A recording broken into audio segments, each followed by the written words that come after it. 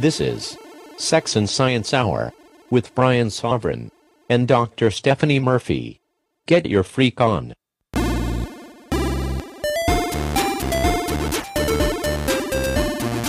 This is Sex and Science Hour. Welcome to the show.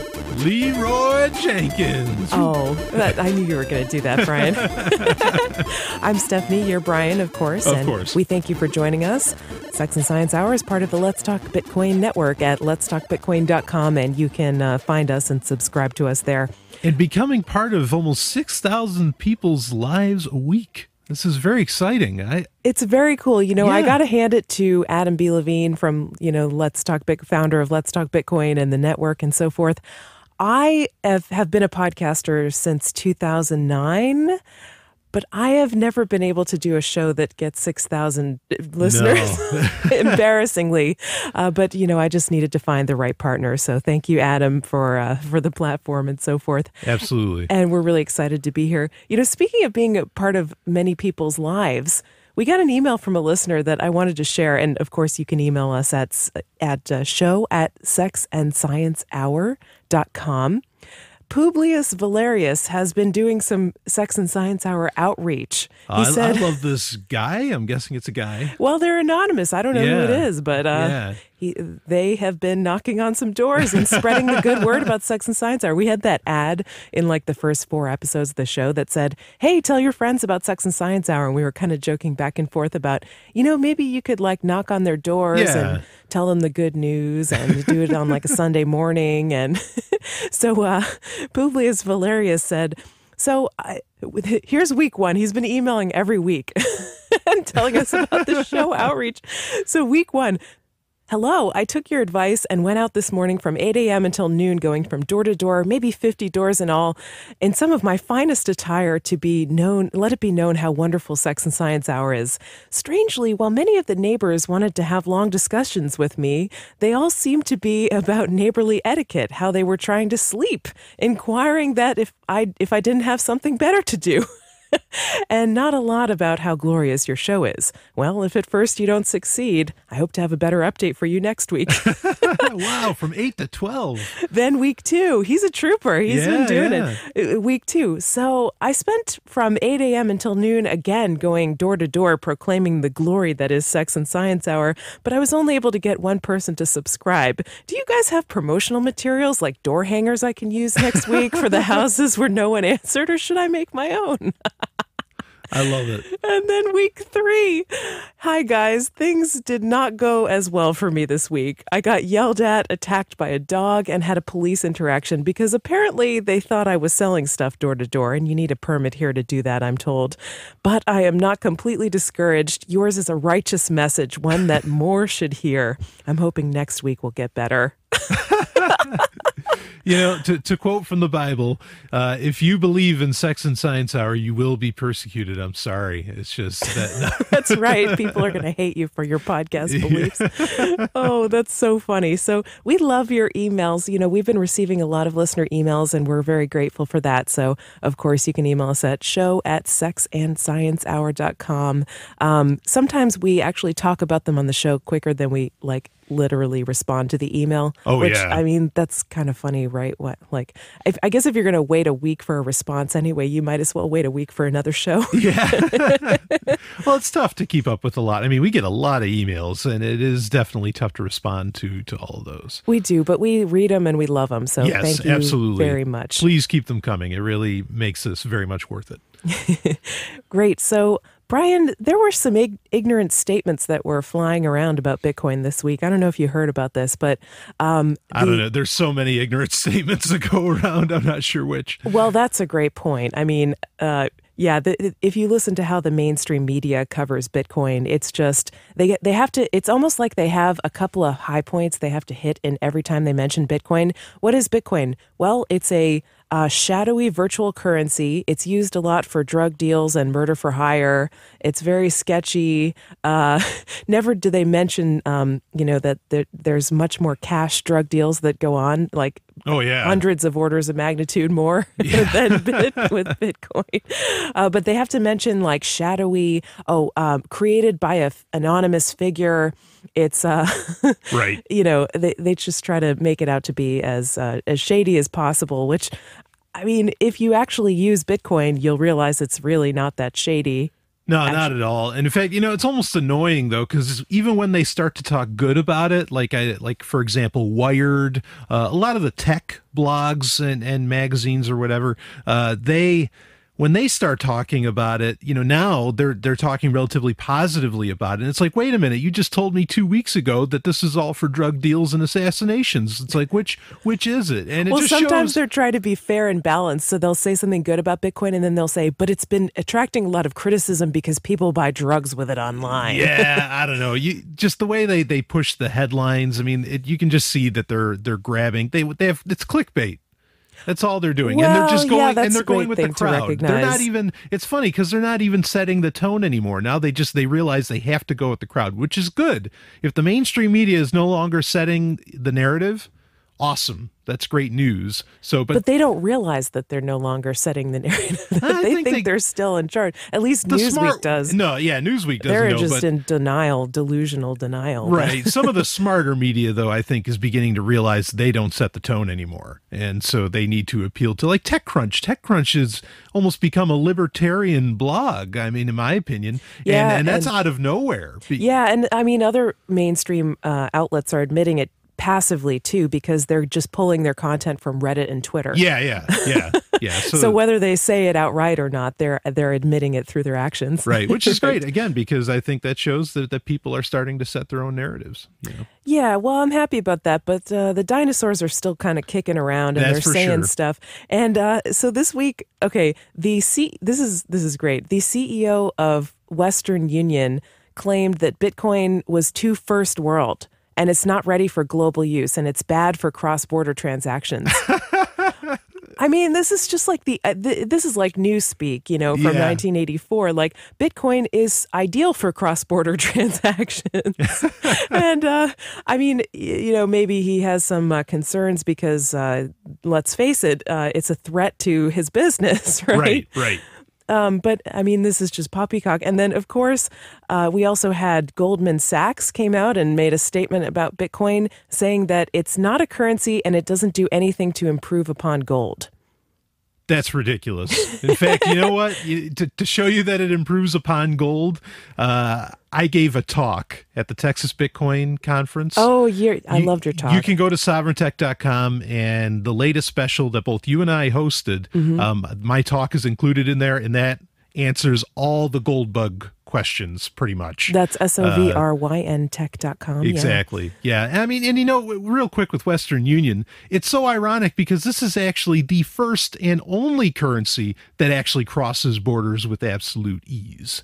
Exactly. I mean, like you said, it's doublespeak. It's newspeak. It's yeah, they're going to struggle and hem and haw about it before they are eventually forced to adopt it. That's what I think. I mean, this is just the dying cries of a sick dinosaur, Yeah, no, it's like Jason King said. He said that, you got a homeless man in Florida and you live in South Africa, you want to help the man in Florida, bingo, Bitcoin, instantaneous. The Bitcoin gets to him and he's helping him. That's nonsense. And apply that not just to Florida, but to Kenya, Africa, anywhere. Somewhere else, in the world, Siberia. You can send Bitcoin anywhere in the world. Yeah, I mean, and this is important too. A lot of the third world, quote unquote, is already doing electronic payments. It is. And actually, this is funny because I'm glad you brought this up. I have an article. We didn't plan this, I swear. I have an article here about Bitcoin in Africa. And what they're saying here basically is that the biggest hurdle is regulation. It's not a hurdle to get it over there. Like, it's not a hurdle to send Bitcoins to Africa. No problem. People have dumb phones. You can use Bitcoin with SMS. There's 37 coins. There's BTC2 SMS. There's Coinapult. There's all kinds of ways to use Bitcoin with just SMS capable phones. The problem is regulation, and it's laughable. I mean, in Africa, a place where there's so many people that are living in poverty, get these people some Bitcoins. Absolutely. And there are government bureaucrats standing in the way, and they're the only thing that are standing in the way. Satoshi did something wonderful. He gave the world a great gift, or she or they, whatever. I have to say that every time as a disclaimer. But Satoshi gave the world a great gift, something that can do borderless payments. And what is standing in the way? Governments. Absolutely. Satoshi couldn't topple the governments yet. Maybe that's coming. But yeah, I think it's going to happen. oh man, that just really burns me up because there are these people like sitting there. Look, we need help. We're hungry. We want to start businesses. We want to have control of our lives. We don't have bank accounts. We don't have credit. We don't have access to loans. Help us. But the governments are saying no. Yep. I mean, it's so sad. And, Western Union, of course, let's not forget, if you send $100 payment, I mean, global remittances are a giant issue.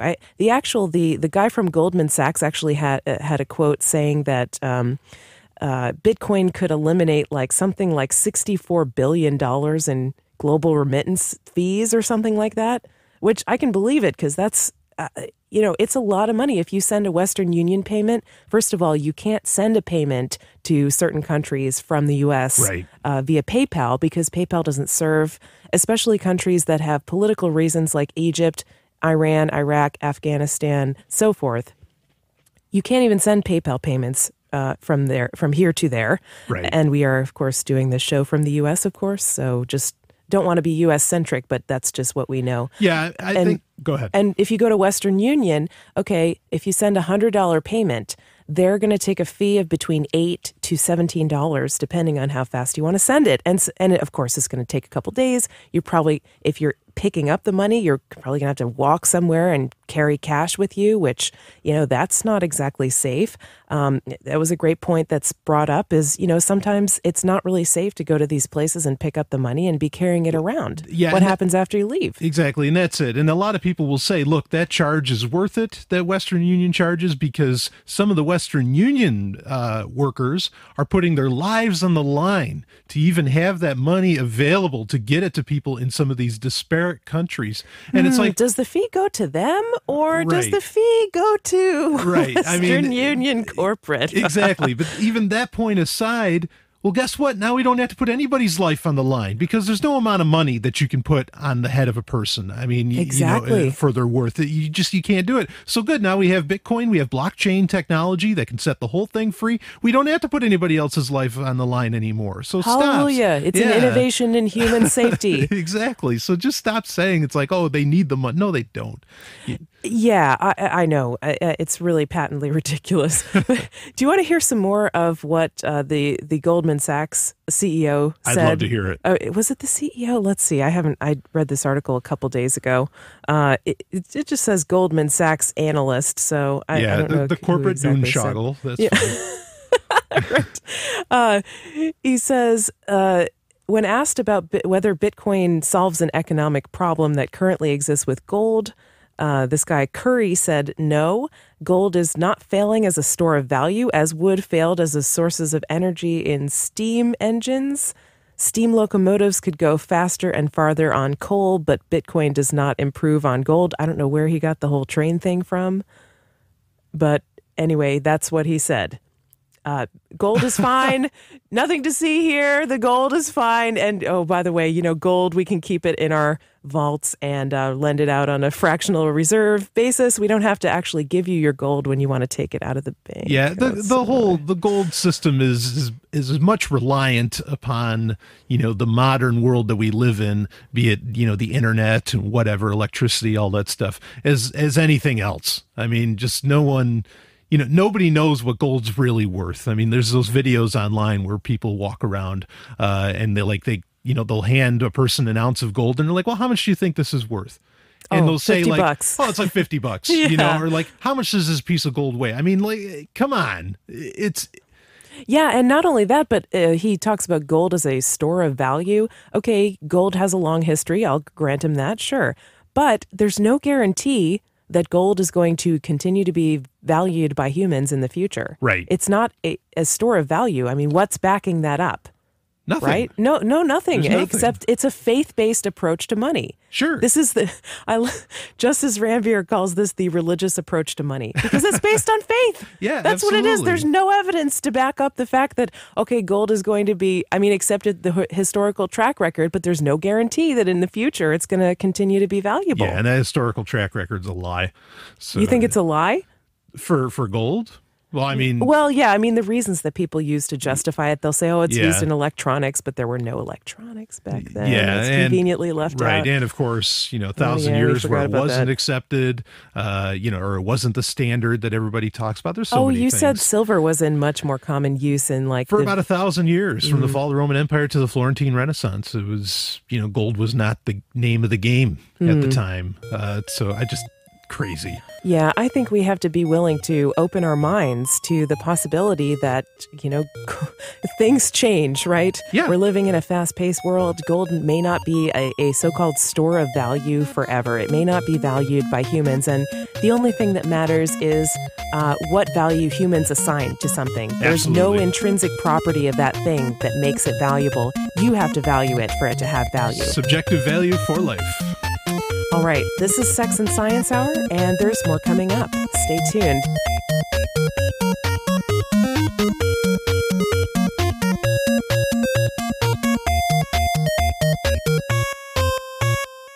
Sex and Science Hour is part of the Let's Talk Bitcoin network, and we are so excited. Wait a minute. What's Bitcoin? What's Bitcoin? What's Bitcoin? Well, you'll have to listen to Let's Talk Bitcoin to find out. It's a twice-weekly podcast, and you can find it at letstalkbitcoin.com. Okay, I gotta know. Yeah, you really should probably get on that. It has a whole network? Yeah, we're part of it. How did I not know about this? You must have missed the memo that we were on their network. Anyway, now back to Sex and Science Hour.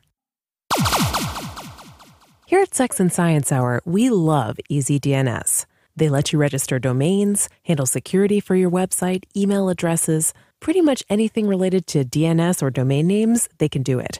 They have a friendly staff of actual human beings, so if you need customer support, they will always be there for you. Plus, they are outspoken advocates for your internet freedom. And they take Bitcoin, of course. They now have fully managed WordPress and web hosting too, so you can do everything you need related to your website from EasyDNS. Take a look at their website at easydns.com. We think you'll like what you see. Trust easydns.com for your DNS and web hosting needs. Now back to Sex and Science Hour. This is Sex and Science Hour. Welcome back to the show. I'm Stephanie, you're Brian. Of Hello. course. Hello. Hello, Brian. We meet again. Hey, did you know that if you are a sex worker living in Arizona, which is in the U.S., this crazy messed up country that we live in, I take no responsibility for what these people do, by the way, just because I happen to live in the same landmass. But anyway, did you know that if you're a sex worker in Arizona, you may be forced to go to church? Wait, yeah, what? Yeah, you may be forced to go to church. So what's been happening, and this is from Raw's story, police in Arizona have been rounding up sex workers and bringing them in handcuffs to a Phoenix area church to meet with investigators and choose between a diversion program or possible jail time. Wait, does it say what kind of church? Like what denomination? What faith? That's a good question. I mean, No, surely Christian, but what? Yeah, no. Okay. So it is the Bethany Bible Church. So I don't know what kind of church that would be. it's probably non-denominational, or it's one of those, Bible-believing Christians. It's a Bible, yes. You know what I mean? The irony here is that actually in the porn industry, okay, which, is arguably, if you want to use the word sex workers, is sex workers with a camera. Sure. Yeah, and I'm not insulting them in any way. No, that's just what it is. I Yeah. mean, in the U.S., prostitution is illegal. However, acting in a porn film is not. So, Right. there's Yeah. not, the camera is pretty much the differentiating factor there. Yeah, absolutely. I mean, and no judgment. I have family that's in the industry. It's Rather famous family. exactly. So I'm not judging at all. But it's interesting because in the porn industry, a lot of the workers are Catholic. And they regularly go to church on Sundays. Wow. And they pay tithe, they do mass, the whole business. So it's ironic. I don't know what people in Arizona think. That people that. Well, they're actually being forced to pay for this, Brian. This is crazy. So the taxpayers are picking up the cost of the program, this article says, which is about $1,500 per day to the Bethany Bible Church during 2-day raids every 6 months. Oh, okay. So it's not a huge cost, I guess, $3,000 every 6 months. So $6,000 a year. But still, the principle of it is that this is tax money that's being given to a church to enforce moral value, someone else's idea of moral values or morality police, right? So what does this say? What is the purpose of jail? Is the purpose of jail to... Well, that's the thing. They're not actually in jail. The sex workers, says this article, are not officially arrested. They are, quote, lawfully detained in windowless church rooms without a lawyer. Who the hell do these people think they are? And then they're given a choice of whether they want to repent for their sins or whether they want to go to jail. They are required to attend educational and support groups as part of the diversion program. Critics say the program does not consider that some sex workers are not victims in need of rescue, but consenting adults who chose their line of work. Yeah, ever think of that? Right? Okay, wait a minute. All right. So this is Christian, obviously. Yes. Does nobody remember the story of Mary Magdalene? When they were apparently ready, not. When they were ready to throw the stones at this prostitute, okay? Mm-hmm. Jesus says, "All right, yeah, he who is without sin, throw the first stone." Mm-hmm. This is not a punishable crime by Christianity's standards. There's no repenting to be done. Oh, do you think those cops are without sin, Brian? Yeah, right. yeah, right. Even exactly. by their own standards, this is not something to go to church for. What? Even if you agree with the concept that you would like to somehow use the force of government to stop prostitution, you have to admit that this is just blatantly unconstitutional. Like detaining people without lawyers in a windowless room and saying, okay, you can either go to this church program or you can go to jail, little missy. Wow. What the hell? And doing it in a religious institution? Yeah, it's so funny because this is what, a lot of, I'll say irreligious people, are worried about. It's like, well, the Christians are trying to take over and they're like forcing their faith upon people. And then the Christians say, oh, no, you're forcing your disbelief on us. No, they're being oppressed, Brian. Sorry. I don't know any cops taking people to the local science museum. Okay. It's ridiculous. But instead people are getting forced to go to church, between church and jail. What does that say about church? Like if you're going to compare that to jail? Right. Exactly. Yeah. So this is the prison of God. Right. And that also brings up, it's a ridiculous concept that someone in handcuffs who's being coercibly led into a windowless bunker in a church, is that going to be a sincere repentance? Yeah, right. They're under coercion. They're under duress. Of course, they're going to say anything to get out of there. And they're being denied access to attorneys. And then they say later, I was coerced into this program. It's ridiculous. They're coercing these people to protect them from coercion. What? You're being coerced as a sex worker, so I'm going to coerce you into going to church. What the hell is that? What a messed up, crazy world we live in, Brian. I would be willing to bet, even if there are Christians out there listening, I bet a lot of them disagree with this. You can't make somebody be sorry for what they've done, or you can't rescue somebody who doesn't want to be rescued, right? Yeah, I have, acquaintances and friends, that are Christian, and I think they would think this is ridiculous. Yeah. This is just, I don't know what's going on here, but what an ugly mixture of church and state. Oh, yeah. Ugly. Ugly, yeah. We need a separation between church and state, bank and state. Well, we just get rid of the state. How about that? Yeah, get rid of the state. And, I like that. Anyway, Brian, that was just, there's not much more to say about that, but I was just astounded at that article. Well, it's mind-boggling.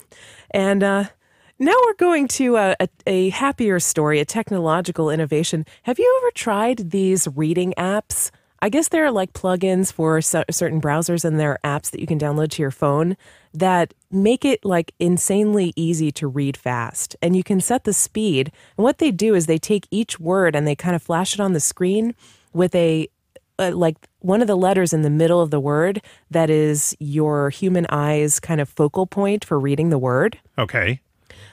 They put that letter in red, and then they kind of line it up with like little lines. So it like focuses your eye. It's almost like a treadmill for your brain and for your eyes that kind of like almost forces you to read very quickly. And you can set it at 350 words per minute, 500 words per minute. What? That's a lot. And you can apparently comprehend it better because this thing knows what your eye is going to need in order to understand what word that is and send the signal to your brain. Well, this is interesting. I know that I think it was in Lifehacker maybe last week where they were talking about that some of these speed reading apps, like the comprehension goes out the door pretty fast. Oh, does it? Okay, so you're just kind of looking at the words, but you're passively you're kind not of really reading taking them in. And I wonder about that because I know like one of the original tricks for speed reading. Okay. And I can do this. And it's you turn off your inner voice. Mm-hmm. Okay. But because it takes longer to speak the words than to read them. Then your eyes can actually read them. Yeah. But and I don't think I'm stupid. But when I do that and I get going really fast, I run into where I don't even remember half of what I've read. Yeah, I remember so many times during college, like reading these biochemistry textbooks, because that's what I studied in college is biochemistry. And, like sometimes I was tuned into it, but sometimes like my eyes were moving across the page and the words were registering, but I wasn't actually comprehending it. You know what I mean? It was just like reading, and I was like, oh, I have to read this chapter. I don't really want to. So, okay, I'll skim the page, but it wasn't registering. And so I wonder how good these apps are at actually getting you to comprehend what's on the page. Well, I think it could be useful for like reading blogs and, and reading on the internet, because it's all very fast and usually it's just kind of to keep you up to date. I mean, it seems useful because there's just so much information that it's really hard to make time to integrate all of that into your day. At least for me, it is. Sure, I could see that. But with books, with full-on books, I think to not want to really there's kind of rules for reading. I mean, they're not, rules can be broken, of course. But, you want to chew essentially what you read. If you're reading a poem, you don't want to do 500 words per minute, right? No, not at all. I mean, when it's something like when it's a big topic, you don't just want to breeze through it, okay? You want to really, really let your brain, and I think your inner voice is actually a good thing in that case, because then you're almost getting an audio and visual receivership of the information. That's what I wanted to talk about with this, and I'm glad you brought that up, because it's like, does this actually diminish the joy of reading? Yeah, I think it may. Reading is a joy. I recognize that it is a joy that's been, it kind of gets robbed from us when we're forced to read crap that we don't want to read in school. I was just going to say that. I recognize that in school, you get force fed, a lot of times crap, to read. So, but reading still is a joy. It's also a great way to help you fall asleep. And that's okay. A lot of people say, well, when I start reading, I get tired. Well, good. Then if you have trouble sleeping, break out a book. You like to complain that nobody reads. I mean, that was actually a little story about Brian and I. So we are a couple, if you didn't know that. And when we first met each other, like our first conversation, Brian walks up to me and he goes, nobody reads. In the specific geographic area we were in, I was just like, it's like, does anybody read? And I read, and we talked about it. But, oh, did we? Yeah. And do we still? But I mean, I think that's kind of a fair criticism. It's like people have a shorter attention span.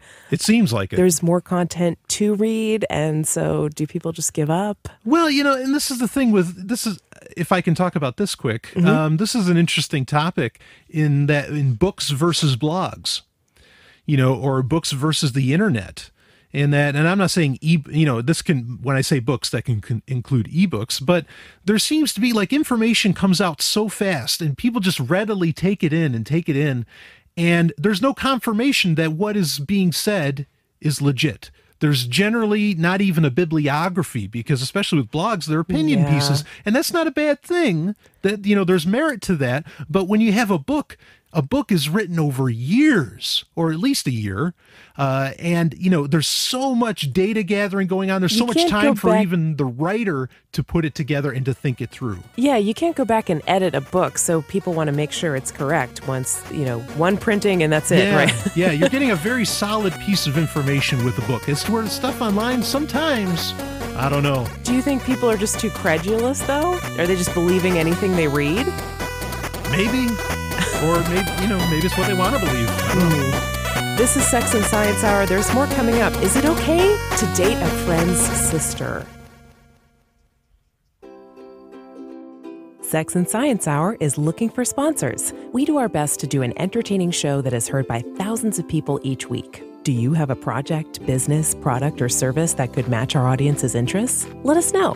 Contact Brian at letstalkbitcoin.com to find out more. That's Brian with an I at letstalkbitcoin.com.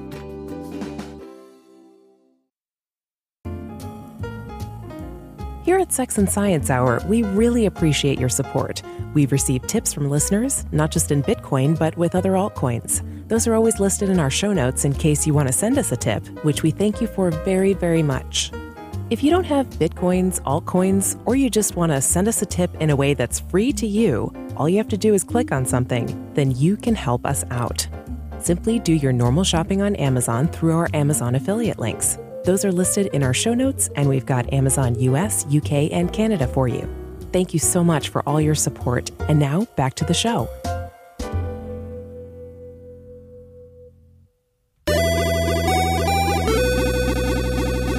This is Sex and Science Hour. Welcome back to the show. Yeah. So, Brian, I teased this a minute ago, but I received an email from a listener, which I kind of wanted to fit in the last segment, but that's okay. We don't have to fit everything in. We'll take our time and savor our show. But I got an email from a listener. Is it okay to date a friend's sister? What do you think about this? Ooh, boy. I think there's some issue with the question. What do you think? This is from a guy, a straight guy, who has a male friend and wants to date his friend's sister. And I mean, does the sister want to date him?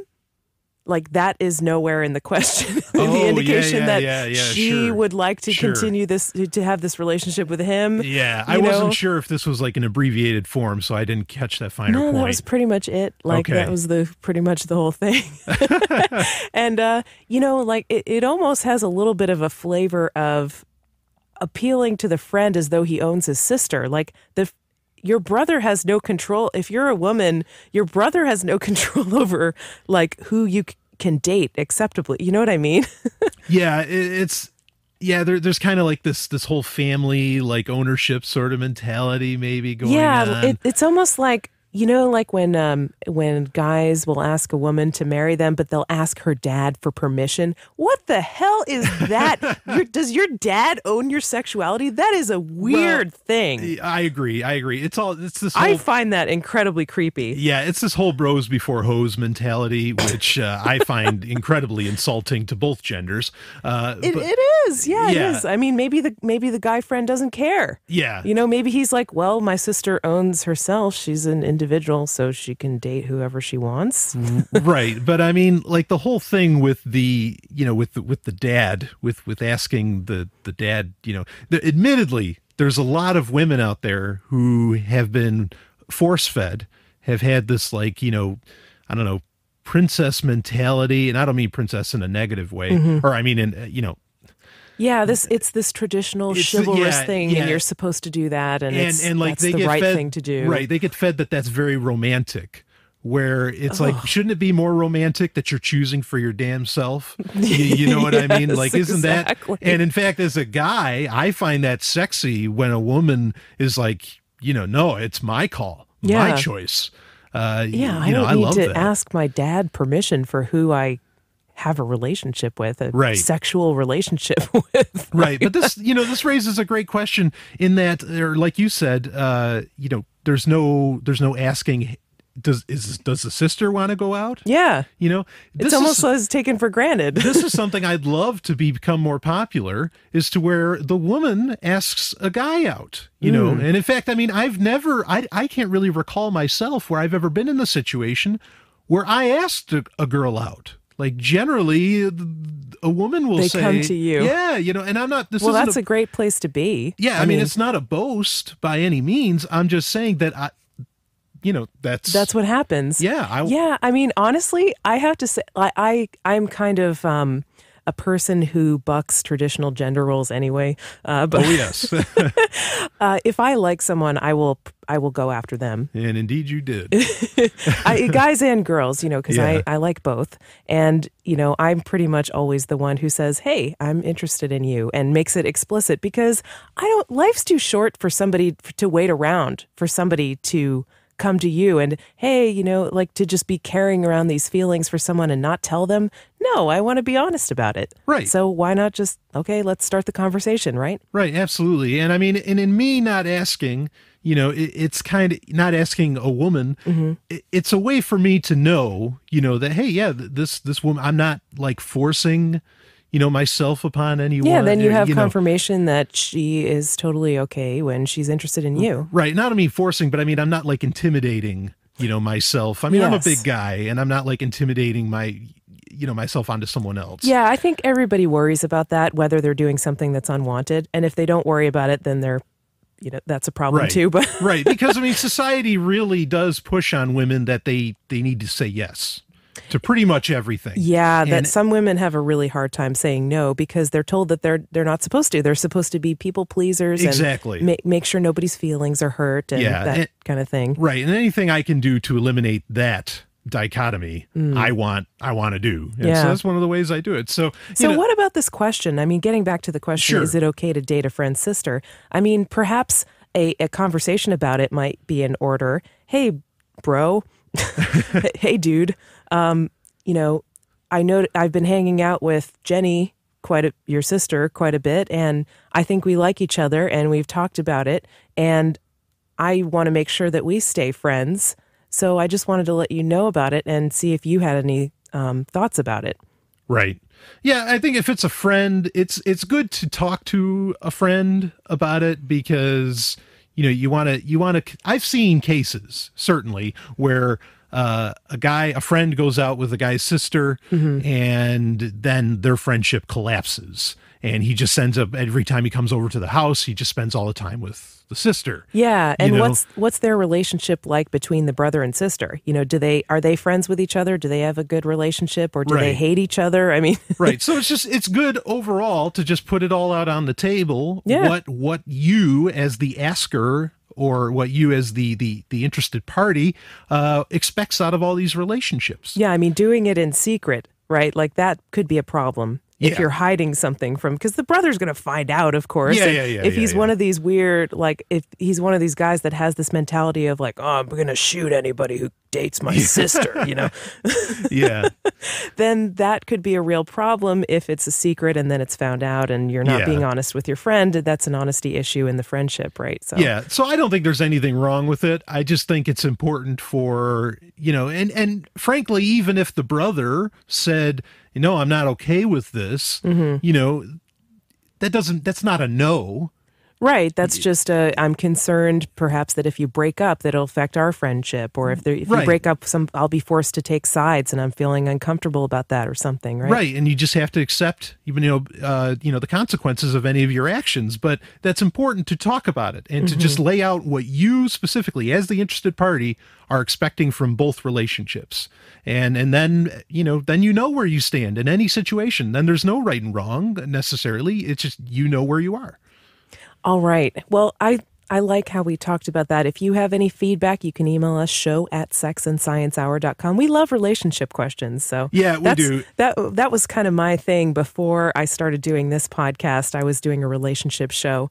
And I love that show. I do enjoy relationship questions. But we got to talk about Litecoin because... Well, real quick, I just want to say that when you do ask relationship questions, admittedly, we are not the conventional thinkers on relationships. So I think expect different answers. I think people do expect it. When they send an email to us, I think they have some idea of what they're going to get. So anyway, Litecoin. Brian, have you seen Litecoin? It's rallying again. I've noticed. I heard about this, and apparently there's some Chinese exchange that announced that they're going to put Litecoin on the exchange, and that's kind of a big deal because it will be a big place where you can exchange Litecoin with fiat and Bitcoin, right? Right. But it kind of brings up a question. There's been this just explosion of altcoins recently. Yes. Not copies, but derivatives, or not financial derivatives, but spin-offs of Bitcoin, right. Which Bitcoin started at all. But these are kind of things that are similar to Bitcoin that do, for the large part, similar things. Some of them have different innovations that they've introduced. Sure. Some of them do quite different things. But by and large, a lot of them are not very different than Bitcoin. Right. I'm going to say 90%, maybe even higher than that, of the altcoins, as they're called, are not really that different. I mean, the feature set that there's so many of them. I remember when you could kind of tick them off on one hand, but now there's just so many of them. And it seems like if you are somebody who wants to be able to get into creating an altcoin, it's going to be really hard to carve out a niche for yourself. I mean, unless, Doge, okay, they have great marketing. They've got a meme attached to it. That's marketing genius, I would say. That's not a feature set. No. Well, I mean, I don't really. I know Doge is a script coin, kind of like Litecoin, and they've tinkered with the amount Doge of was coins. Script. It is, yeah, Oh, okay. it's script, All and right. they've. I don't believe anything I hear about Doge. I have no idea. Anytime something any fact that gets told to me, I'm just all I can hear in my head is "to the moon," and I don't know what's real. Or someone's like, "I'm a Dogecoin millionaire," and it is a very playful community, and we've got an email about that we may talk about at some point. Yeah. But no offense to the Dogecoin community. No, we love you, and I have Doge. Yes, and thank you for doing what you do. It's really genius marketing, I have to say, and it's concur. cute. I love the Doge. I think it's cute. Not with you on that, but I concur that it's genius marketing. But anyway, so there's all these altcoins, and I mean, you could make the argument. You can make the argument.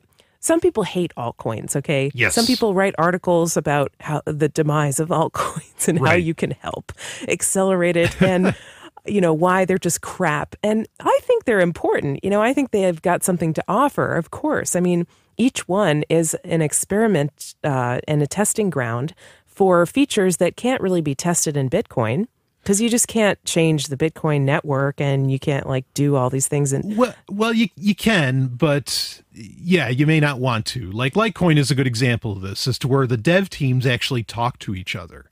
Yeah, they the Litecoin devs are also Bitcoin devs. Right. So there's a lot of collaboration going on there, which I think is really cool. And I mean, altcoins aren't just useful as a sandbox for experimenting with new features. Right. Perhaps they'll figure out that some of them can do things that Bitcoin can't do, and will probably never do. Yeah. I mean, Turing completeness, there's two altcoins, quote unquote altcoins. They should be called crypto platforms. Yeah, really. That's getting into the realm of the 2.0 kind of stuff. But, yeah. But yeah, I guess it might be fair to say that they are sort of like altcoins, and they can definitely do, like so you said, much more. Turing completeness, so much more than Bitcoin can do and will probably ever do. Right. By design, by the security design of Bitcoin. This isn't necessarily a flaw with Bitcoin. Yeah. It's just that's how it's designed. So, right. I read an article not in January that said that 2014 could be the year of Litecoin. That's really interesting. Yeah, I mean, I was going to say the things that altcoins can do, and the properties of different altcoins, or just their market advantage. Litecoin has pretty much for a long time been the number 2, the silver to Bitcoin's gold, right? And there are reasons that it stays in that place. But like the good altcoins and the altcoins that offer something are going to be rewarded by the market, Right. right?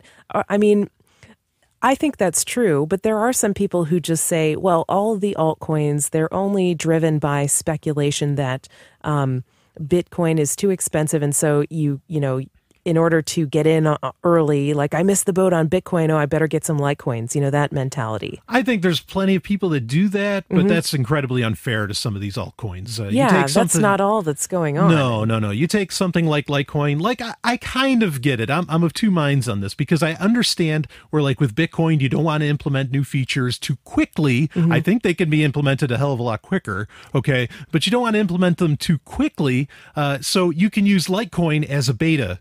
Essentially as a beta Bitcoin blockchain. is beta too. Yeah, but Bitcoin's still in beta, which is ridiculous. But, you can use Litecoin for that to try out new features and let them fail on a market that's not as big as Bitcoin. That gives Litecoin legitimacy and purpose and value.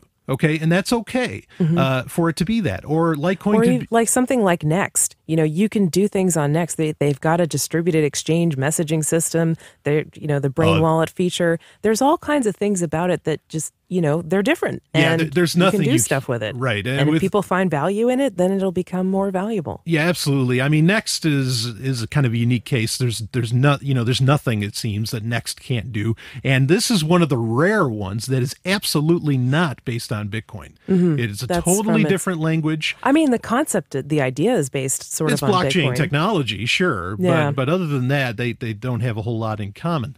Now, I saw an interesting metric of which altcoins might be a good investment. And of course, we're not giving investment advice, yada, yada, disclaimer. But this was an article from CryptoSource, and they said that they calculated the daily maintenance cost of different altcoins. And so basically what they're saying is it's the amount of money needed per day to keep the coin at its current value. So I don't know if that means like maintaining the network or like the trade volume or whatever. So they say if a certain coin is worth X dollars, you would need at least Y amount of dollars per day to be invested in the coin to keep it at that price. How is it calculated? You simply take the total amount of new coins that will be generated per day, multiply it by the current value of the coin. So $10,000 worth of new coins are minted every day. Theoretically, if they were all sold, people would need to purchase $10,000 worth at the current price to keep the value the same.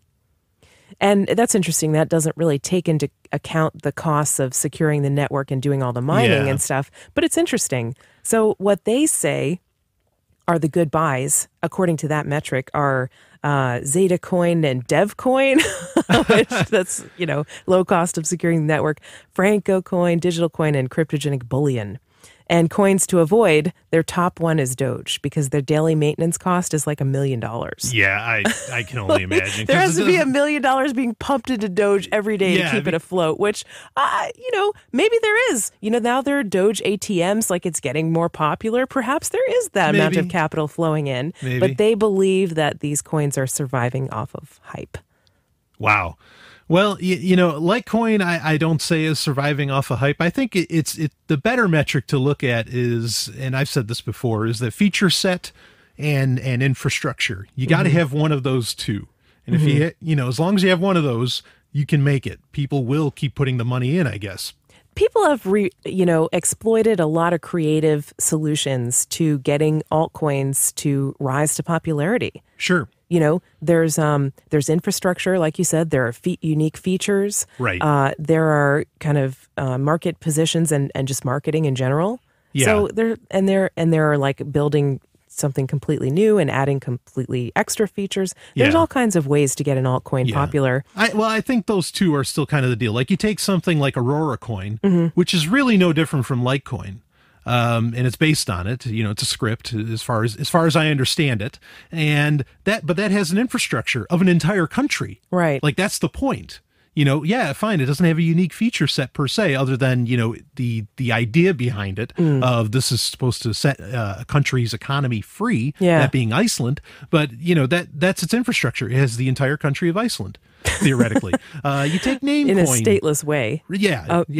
I think we got to move on because we're actually short on time. But speaking of investing, there's an interesting scientific study that I wanted to bring up. Oh, boy. So there was a group of people, a group of researchers who they basically took an investment pitch, okay, to like venture capitalists. Okay. And they showed the same exact pitch to investors given by different people. So the only thing that was different was the person giving the pitch. And what they found was that men were more likely to get funded than women, even if they were giving the same pitch. And good-looking men were more likely to get funded than ugly men. There's a lot of truth to this. Yeah. And I can say from personal experience. In fact, like a lot so of times, are all the VCs just gay? Or are they looking at the? Just kidding. I don't know. There is the intimidation factor of like a tall man. In fact, in sales and marketing and all that, they want the big, good-looking guy. Yeah, I mean that just makes sense. That's backed up by other studies too. That taller people make more money, and good-looking people make more money. Yeah, and there's something to the authoritative voice, whether it's intentionally authoritative or not. So like a deep voice that's clear and enunciates and stuff. Yep, and it can sound kind of commanding. Yeah. And so, I mean, these are little tricks that sure, certainly, and it's so interesting because it's so hard. It can be really hard to recognize one's own biases. I have biases, even though I tried not to, I do. You know, everybody does. They're just not being honest if they say that they don't, right? Right. We are not completely objective machines. We all have our personal biases. So it's interesting to see studies like this that kind of show off what people's biases are just so we can be more aware of those, right? Yeah, I mean, I think it's odd. I'm curious as to what the women looked like, because I mean there's something to be said to where women could also deliver a pitch, and depending on what she's wearing or perhaps how frankly voluptuous she is, things of that nature can definitely be a huge selling point. Yeah, I'm curious about that too. The study didn't really say much about that. I'm sure looks influence women's fundability too. Yeah. I mean, we live in a very conventional society, so a lot of the tricks, quote unquote, that people would say have been around evolutionarily for, thousands upon thousands of years are still kind of working. Well, I wish they didn't. It's hard because so much of when people are good looking or when people are attractive, so much of that is indicators of health. Some of it anyway. So like people who have better nutrition are taller, right? And they're more symmetrical, and perhaps it shows in their voice, or like for women in their lips and stuff like that. But then, there's makeup, there's shoe lifts, there's all push-up bras, there's all kinds of stuff that can change someone's appearance that has nothing to really do with their health or nutritional status. Yeah, well, I think there's two kinds of beauty out there. There's the beauty of symmetry, which is perhaps the natural beauty. Yeah. And health, beauty of health.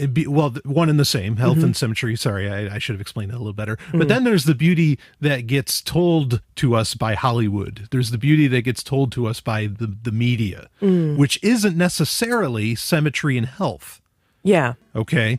They can be very, very different things, because, I mean, you take something like Lady Gaga. I mean, celebrities look totally different when they're not wearing makeup, right? It's amazing. I mean, there's like this a different person. Right. So, you got to take those under consideration, and both seem to have certain effects on your success. All right. Well, we are coming to the end of our show today here on Sex and Science Hour. Brian, thank you so much for doing the show with me. It's always a pleasure. Oh, it is. I love doing this show. You can find us and subscribe at letstalkbitcoin.com and the Let's Talk Bitcoin SoundCloud feed. We'll be back at you next Thursday. Email us your comments, show@sexandsciencehour.com, and have a great week. Thanks for tuning in.